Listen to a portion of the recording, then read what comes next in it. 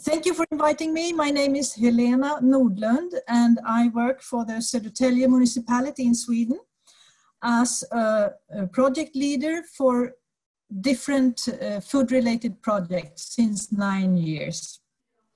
And I will give you an orientation about the meal concept Diet for a Green Planet that is used by the municipality.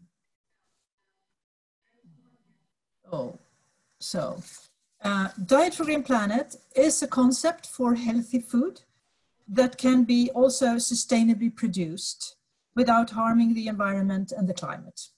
It's successfully implemented in Södertälje's public canteens since 2010. It's based on a holistic and systemic understanding, and it functions all over the world as it can be adapted to different geographic conditions. We are now more than 7 billion people on the globe, and we have 1.4 billion hectares of arable land to share. This means around 2,000 square meters per person. But today in Sweden, people use between 3,000 and 4,000 square meters per person for the food we consume. But if we follow the Diet for a Green Planet concept, 2,000 square meters would be enough to live well and then also live in harmony with nature. But we waste a lot of food by throwing it away, and we feed animals with food that humans can eat. We also often eat more than is healthy for us. If we follow this concept, Diet for a Green Planet, our food consumption would be both healthier and more environmentally friendly. Diet for a Green Planet can be summarized in 5 core criteria. First of all, food must be tasty and attractive, otherwise no one would eat it. And of course, it also has to be healthy. The second criteria is about production methods and recommends organic products as far as possible, preferably from regenerative farming, which means, among other things, that there is a balance between the number of animals and the land area. This makes it possible to be self-sufficient of fodder and manure. The third criteria is about menu composition. Much less animal products are used than what is mainstream, in favor of nourishing vegetables, protein-rich legumes, and satisfying whole grain products, but without any need for converting to vegan or vegetarian food only. The fourth criteria is about geographic adaptation and is based on using ingredients that can be produced in your own region and what you have access to during the current season. It reduces the need for long-distance transports, energy-consuming production, and unnecessary storing. And last but not least, reduced food waste in all parts of the food chain, in production, processing, distribution, and from the kitchen and the plate. Diet for a Green Planet is based on research and is consistent with the dietary guidelines from Swedish authorities. The systemic perspective has its origin in research from the Baltic Sea region projects BERAS and BERAS implementation, in which many farms, processing industries, consumers, and academic partners from the countries around the Baltic Sea were involved. The research in BERAS aimed to show what kind of agriculture does not overload the sea with nutrients, and also to develop the entire food system in an environmentally and climate-friendly direction.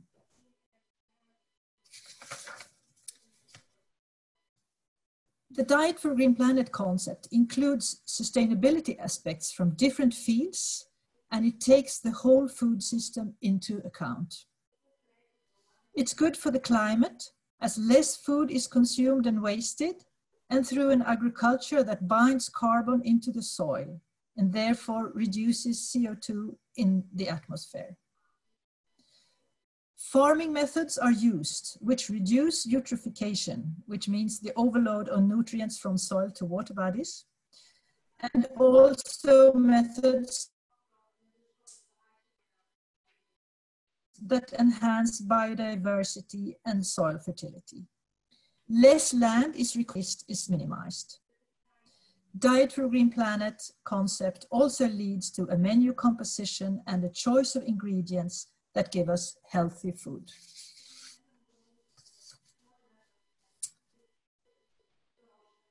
In 2010, the implementation of the Diet for a Green Planet concept took place in all canteens that were organized under a unit called Diet Unit in the Södertälje Municipality. The Diet Unit is responsible for the canteens in kindergartens, primary and secondary schools, and also for the canteens in the municipality's elderly care centers and kitchens, which prepares and delivers meals home to elderly people that aren't able to prepare food for themselves. The Diet Unit serve approximately 13,000 lunches every school day, and we purchase food for around €9 million per year. The background to why the municipality chose implementing the concept began in 2001 with a very important political decision that the canteens were to make environmentally friendly purchase of food. At that time, the awareness of the environmental impact of food wasn't very common, but the Green Party took a lead and convinced the other parties in our municipality. To start with, some basic products were converted from conventional to organically produced, for example, milk, eggs, potatoes, and bread. The new Diet Unit was also set up and organized the big-scale kitchens, and a manager was hired to run the unit. Previously, the headmaster or the manager of the elderly care center had been responsible for the canteens. Money were also set aside to educate the staff in the canteens about organic certification of food. Between 2006 and 2010, work was underway to develop a diet policy, a document decided by the politicians that would work as a frame and toolbox for the public canteens to focus on. The policy concerned the areas of nutrition, quality, and sustainability. The process of creating a municipal overall diet took 3 years, including all the referral rounds to relevant instances. It might seem as a slow process, but with the result in hand, we are really aware of the value of involving a big number of relevant instances. It is today a very well-established policy in the whole municipality and functions also as a great support in the work of serving sustainable and nutritious meals. One point in the policy that has had a great importance for the success of implementing the Diet for a Green Planet concept was the decision of building fully equipped kitchen in each school, instead of big-scale central kitchens and delivery kitchens which only receives and serve the prepared food. Today, approximately 95% of all canteens have their own fully equipped kitchen and the food is prepared at place. So, in 2010 to 13, the municipality was engaged in the Baltic Sea Region project BERA's implementation. Together with our partners in the project, we defined the criteria of the Diet for a Green Planet concept, which at that time was called Baltic Sea Friendly Food. And we started to implement the concept in all canteens of the municipality.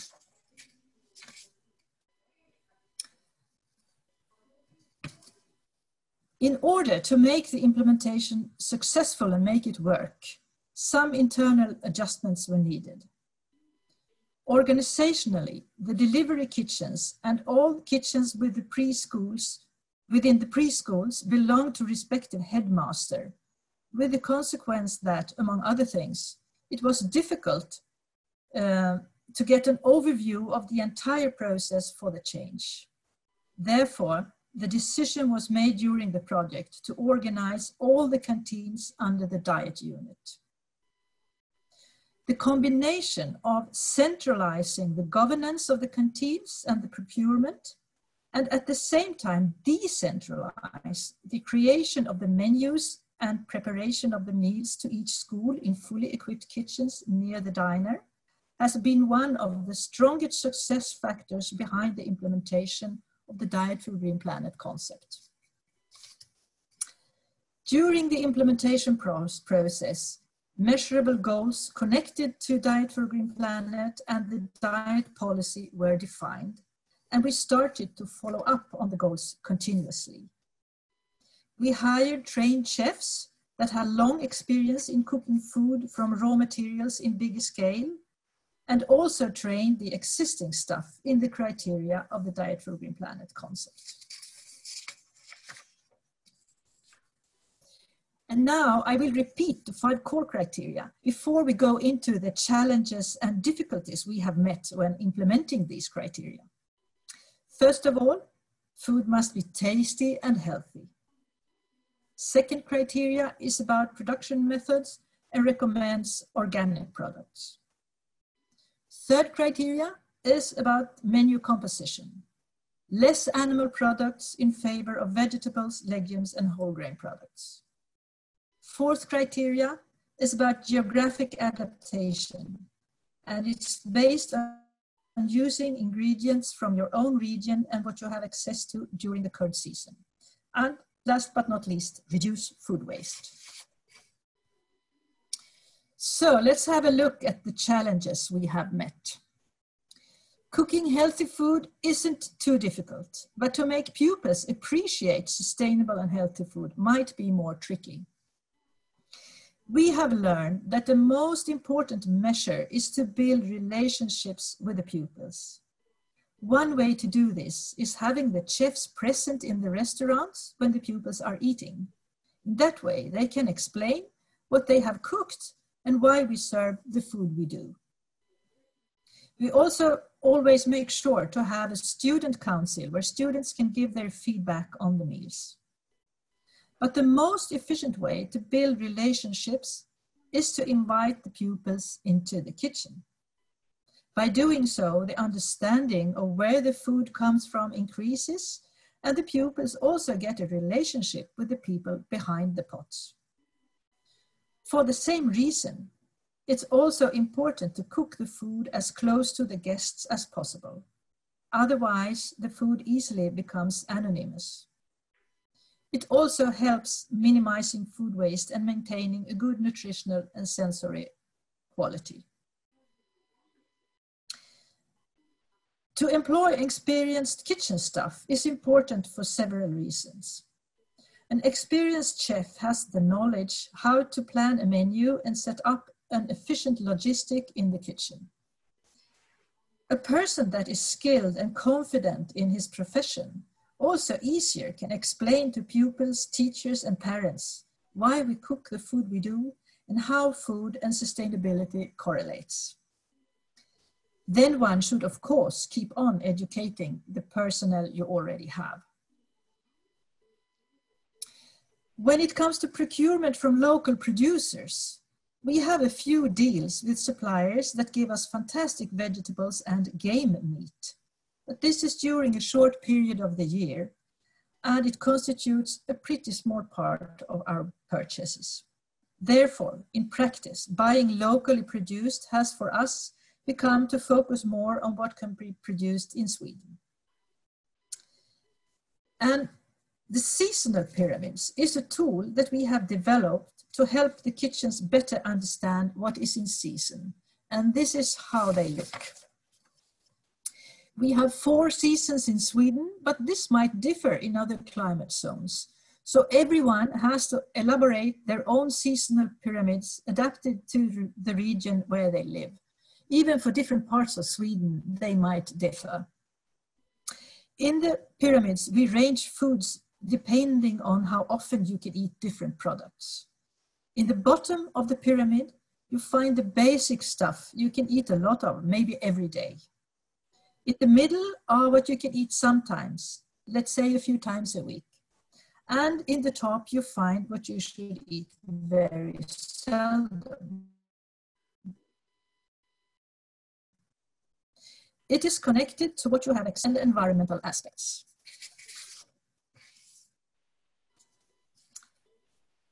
increase organic has not been very difficult for us. In the Swedish market, there are access to a lot of certified products, but they might be a little bit more expensive than others. And also the local products might be more expensive, but this can be compensated if you take the following measures. If you reduce food waste, you save a lot of money. And use less meat and fish, which is expensive, and instead use more whole grain and vegetables that both have a lower cost, but also contributes with important nutrients and makes you feel full and satisfied for a longer time due to their high fiber content. If you purchase food according to season, the prices generally are better. And don't use too much ready-made products because they are often quite expensive. So this is also a way to cut costs. And I can tell you that we have now in Södertälje an average of more than 60% of our purchase is organic. And if you look at only the schools, it's more than 70% of the purchase that is certified organic products. So with this, I want to sum up and to say that Diet for a Green Planet is first of all a way of thinking based on a holistic perspective, more than a final answer on right or wrong. It's a useful guide to anyone that cooks food in public kitchens, restaurants, or private homes. The concept applies rules of thumb, and it challenges you to become creative, environmentally aware, and health-friendly at the same time. If you are interested to know more about this concept, we have a website, dietforgreenplanet.se, and there you can find a lot of information, both in Swedish and English. Thank you very much for inviting me.